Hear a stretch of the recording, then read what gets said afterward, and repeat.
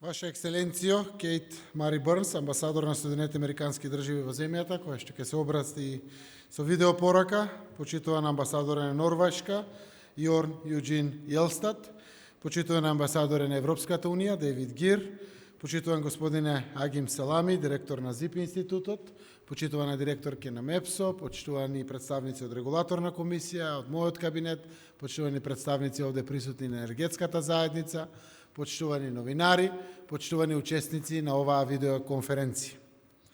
Дозволете ми прво да упатам честитки за годинешната организација на Македонскиот енергетски форум 2020, кој пред неколку години започна како иницијатива за заекнување на диалогот помеѓу Северна Македонија и Соединетите американски држави за теми поврзани со енергетиката.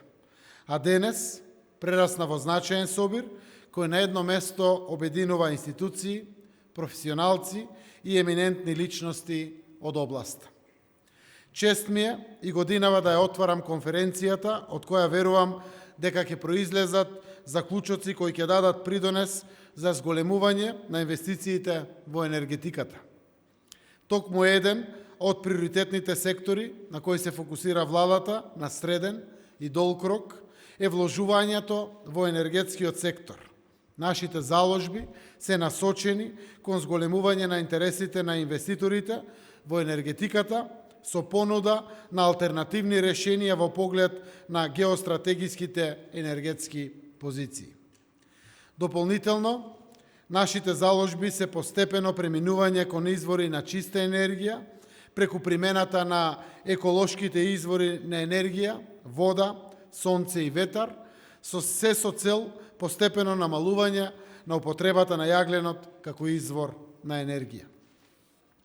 Во услови на здравствено-економска криза предизвикана од COVID-19, покрај справувањето на ефектите од пандемијата, владата и економските ресори прават максимални заложби и ја следат состојбата во што најмногу се вложува во светот.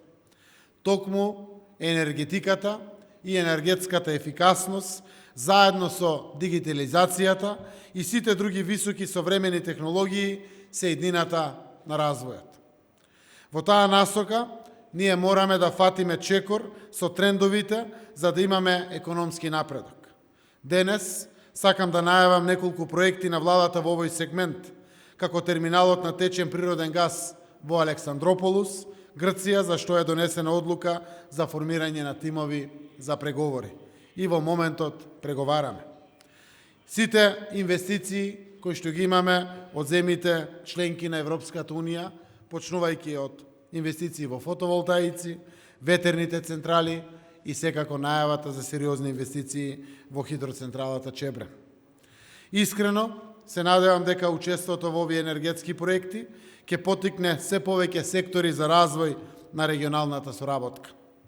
Од голема важност е и интерконекторот помеѓу Северна Македонија и Грција, како клучен енергетски инфраструктурен објект со кој се обезбедува повисока конкурентност во снабдувањето со природниот газ. Интерконекторот за природен газ меѓу двете земји, како и надградбата на постојниот нафтовод, може да направи Северна Македонија дистрибутивен центар за високо квалитетни горива на Западен Балкан.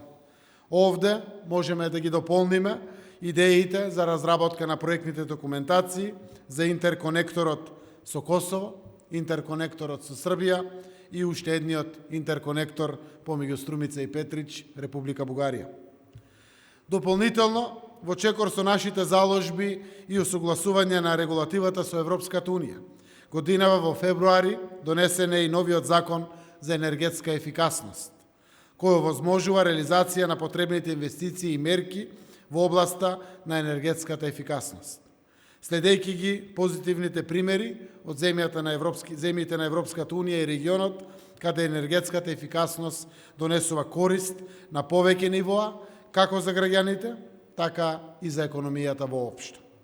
Сакам да напоменам дека пред нас се бројни предизвици, национални и регионални, кога станува збор за приклучувањето кон глобалната енергетска транзиција, новите технологии во обновливите извори, енергетската ефикасност, гасификацијата, но тоа се неизбежни инвестициски процеси и проекти кои носат бенефит на долг рок.